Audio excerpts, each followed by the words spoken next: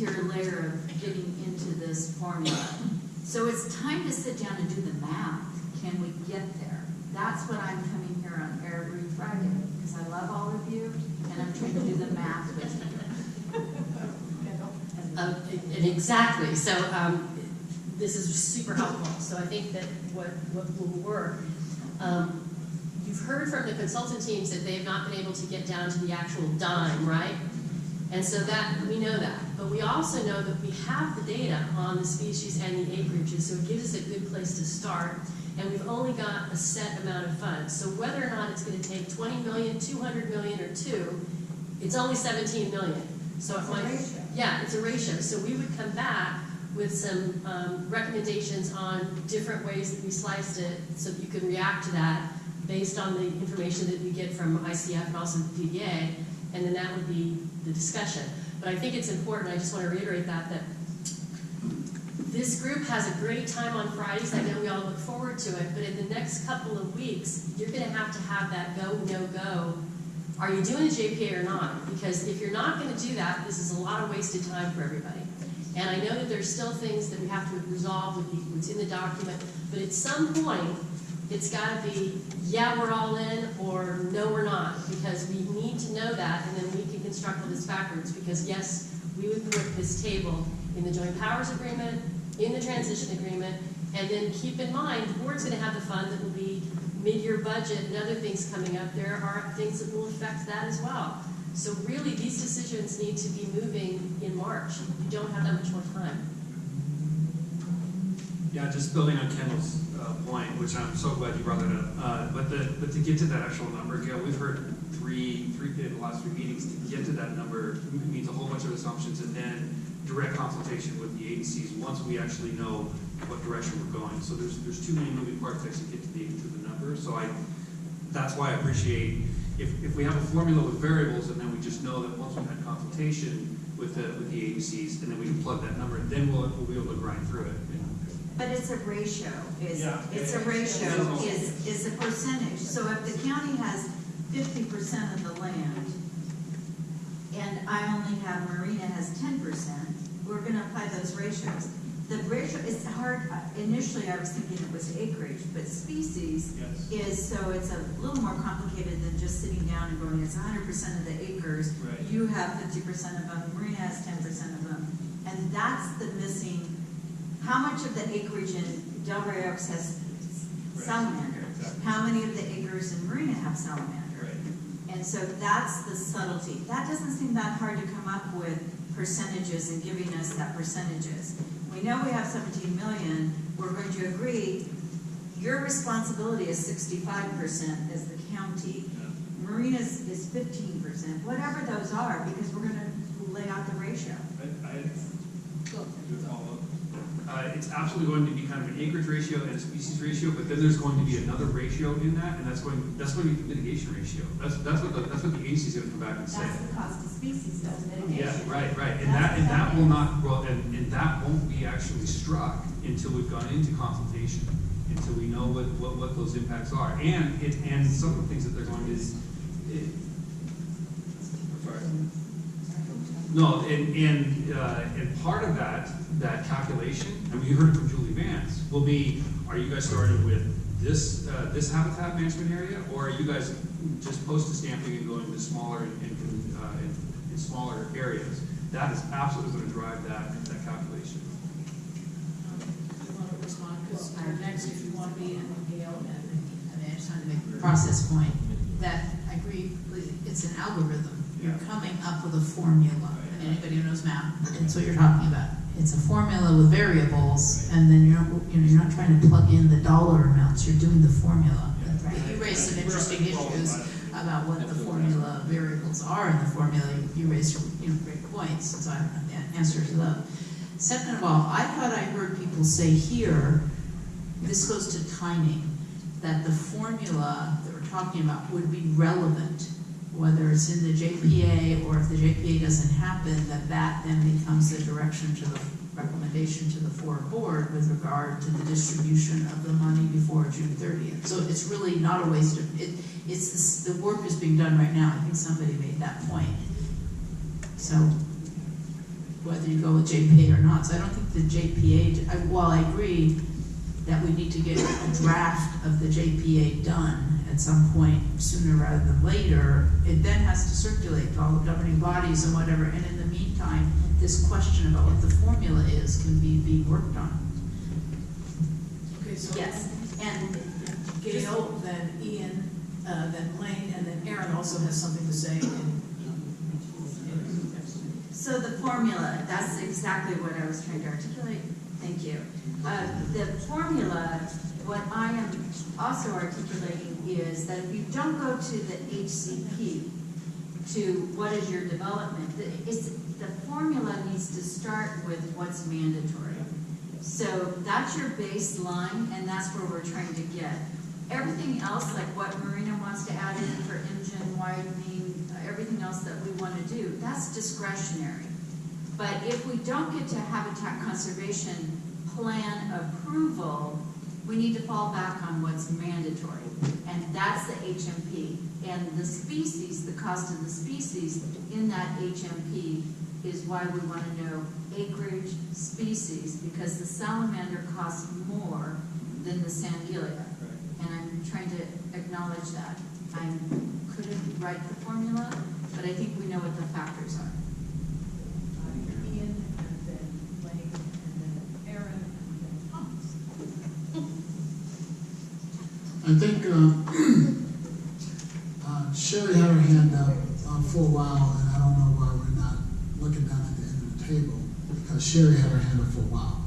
So I want to put on the record that whether we speak 12 times an hour or 1 time an hour, we need to make sure we're recording what Seaside feels this position is. I'm just going to be clear on that. All right. And then secondly, I think what we're talking about is, you know, these moving parts is we shouldn't be agreeing to any parts until we agree to all the parts. Because some of these parts we don't agree to, so we just keep jumping from area to area, from area to area. When some of you guys are saying some of these things you don't know whether you understand them because we have to do the formula first or something else first, it doesn't make a difference. But it's not the agreement, the JP or any agreement is not agreeable until we agree on some of the parts. And that doesn't mean we have to agree to all the parts, but we have to have an understanding. And that's what we're working towards. So when I'm listening, and it makes a lot of sense, but I thought Kendall had a good point when she said it is a timeline. And so before they go to before the total agreements go to our different boards, it should be all laid out. And I know it's moving, but then someone said David has the draft out there, and then someone asked, have we been looking at it? And people are like, well, no, we haven't looked at it because we think it's still some stuff up there that we want to add. Well, you need to look at it, add your parts, because it's really 60 days is 60 days. And then my last point is someone talked about Board of Supervisors only meets, I don't know, every so often. Well, then maybe they need to have a special meeting. You know, that's their call. But my point is, we're all having special meetings. So just because the supervisors have a lot to do, don't mean they may not have to meet in a special session if that's what they think they need to do. But time is short. Time is short. And so we stand by to assist you guys however we can. I think Councilmember Hoffa raised up a really good point that we thought about. And I think we need to focus on getting the formula together, however we're going to get the formula. Once we have that formula, everyone knows what that jurisdiction's fair allocation will be. And then I think if they want to join the JPA and it moves forward, great, they can join the JPA. But if for that individual jurisdiction, if it doesn't make sense, they have their allocations fair and equitable, and they can take it and go out alone. And that seems to be a reasonable approach to address that issue. I think that was a great issue to raise.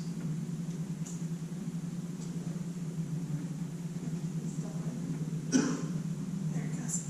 I just wanted to make a quick comment about the formula, and some FORA is complicated. We'd love to make this as simple as possible, but it is important to understand that it's not just by acreage, it's not just by acreage of habitat or acreage of species.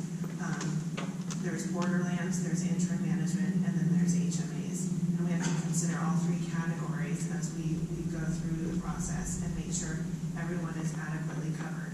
Because we don't wanna forget about those without HMAs, that they still have to do interim management, which is a different level of effort.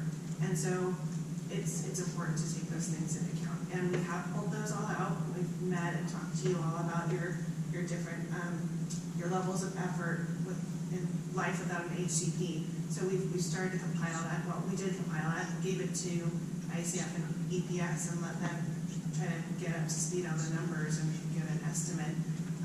That might need some refinement, but that would help with the formula.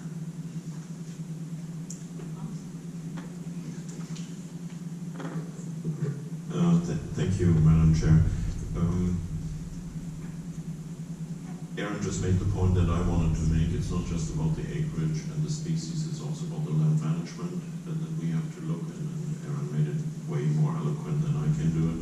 So I would like to make a motion to task staff to come to us with a proposed formula that is includes percentages for the base on acreage, percentages based on the species that we have to maintain, and a percentage also based on the monitoring and other issues of borderlands that Aaron just put forward.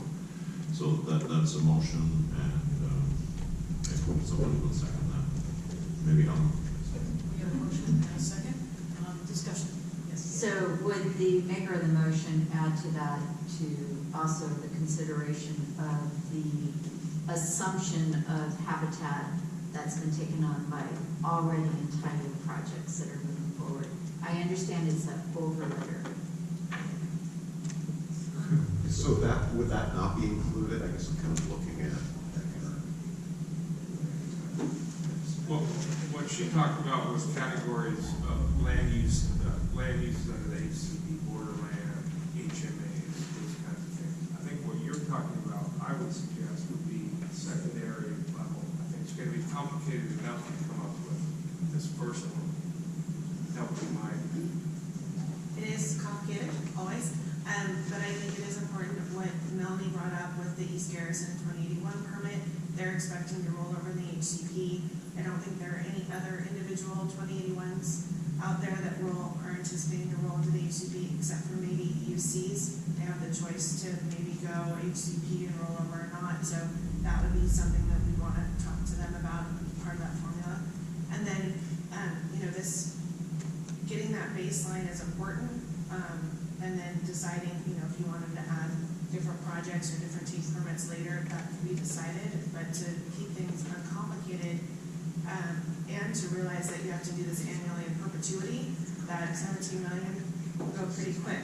And so I think that focusing on those key factors are important at this time. And then considering, who's contributed to the CFD, I think that's a fair factor in the formula. I don't know. I don't know much about that part, but it seems to be coming up.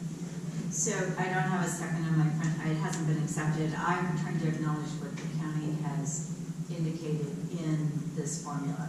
And I do understand that it's an overlay. After you get this baseline formula, there has to be consideration of this other added factor. That's all that I'm trying to add to your motion. And let me ask a clarifying question. I know exactly what you're talking about. Is that a fixed number that is that you have with that permit and you can quantify it, or how could those properties or those projects where we have those take permits, how can we quantify that?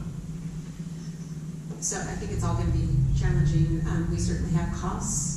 We had a 5-year agreement, which specifically said, pending HCP. So I think we can go based on that and look at what the cost would be over time, how that gets allocated in. I think, what we're maybe at is scripting. We need a round of presenting an initial take of what does it look like for the HMP allocations, and then what are the other existing mitigation obligations, and what would that possibly look like to then revisit a formal motion for what we want for the formula.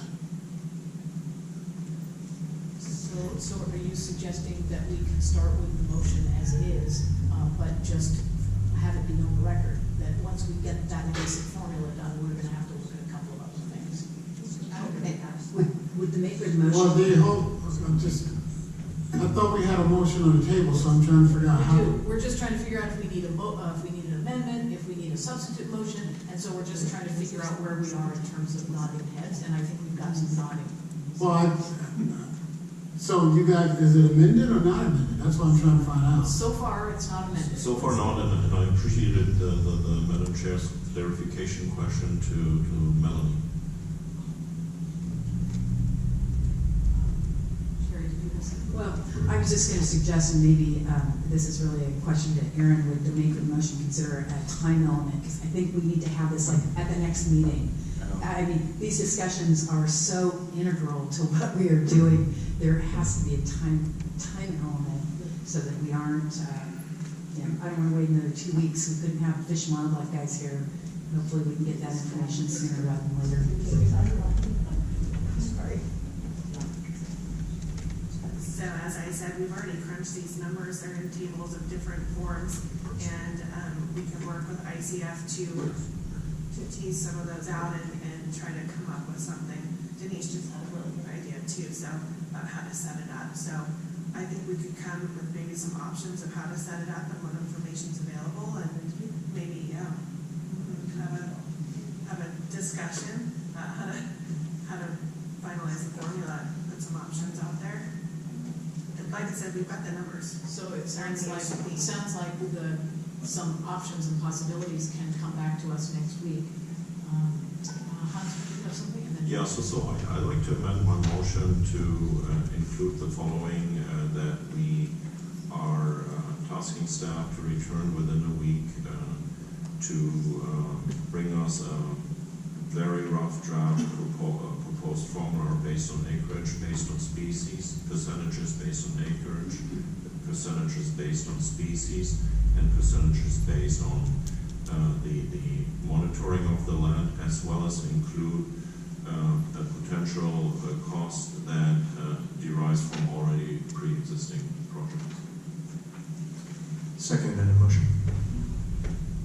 Thank you. So there's a motion, second on the table. Let's see, we haven't heard from the public yet on this item, so this might be a good time before we vote on the motion to see if any member of the public wants to comment on this discussion or the motion. Yes, I do. Great. Oh, actually, well, let's see. So before we vote, we'll come back. So yours would be like staff input, right? Or are you? Yeah, whatever.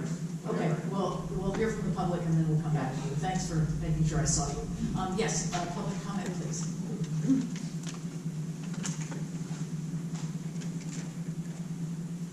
So I'm having a hard time hearing, so I may not be understanding this right, but will the HCP demand how the 17 million will be used? In other words, under preferred alternative, or will it be made malleable to the no action alternative or other alternatives?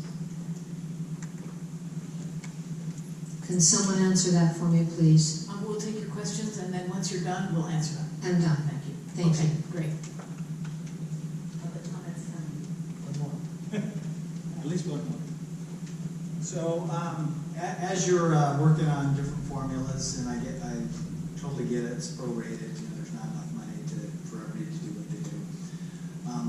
You may, and this is really gonna be unpopular. It's a basic thing, everybody that has habitat management responsibility is supposed to be doing is to develop a plan. That's under the HM. So maybe that's something that everybody, whatever the cost of developing an HMP for your individual habitat management area or borderland habitat responsibilities, whatever that cost is, that should be what everybody gets. Because as far as the estimate of how much these different jurisdictions have, they're making all these assumptions because there's no specific plan of how to manage it. So it's the last thing you want to hear is let's spend some more money on planning this, right? But that's the basic thing you all should be doing is putting together a plan. Everything's supposed to come from there.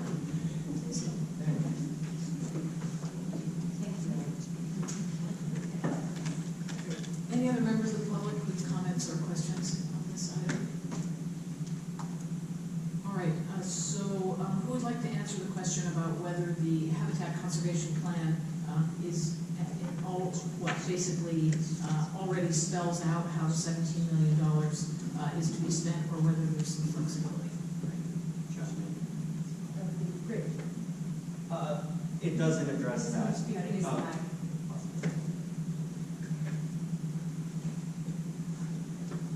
The Habitat Conservation Plan doesn't address this issue of what happens with the disbursement of the funds. It talks about the actions that funds need to be spent on. So this is a decision that is to be made here. And the HCP isn't approved yet, so it can't really direct the decision.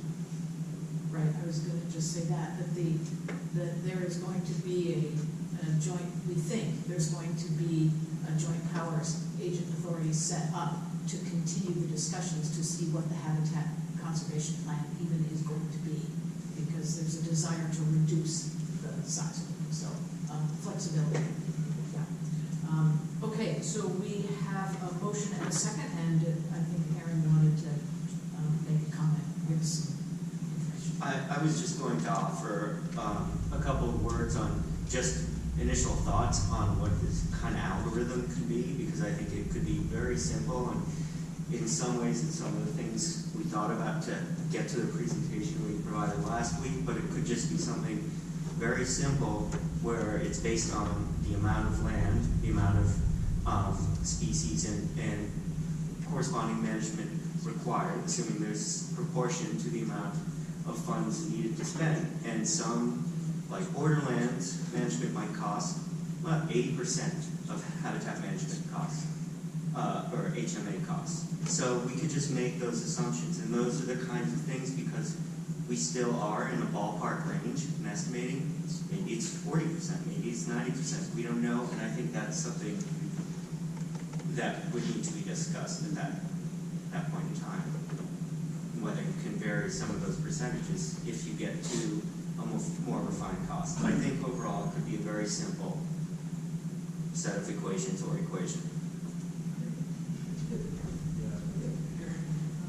That's what we thought. Well, we'll see about it next week. Because we don't have to come up with the equation. Yeah. So, all right, so we've had a good discussion. There's a motion and a second. Is there anything else that anyone would like to say before we vote? All right, all those in favor of the motion, please say aye. Aye. Any opposed?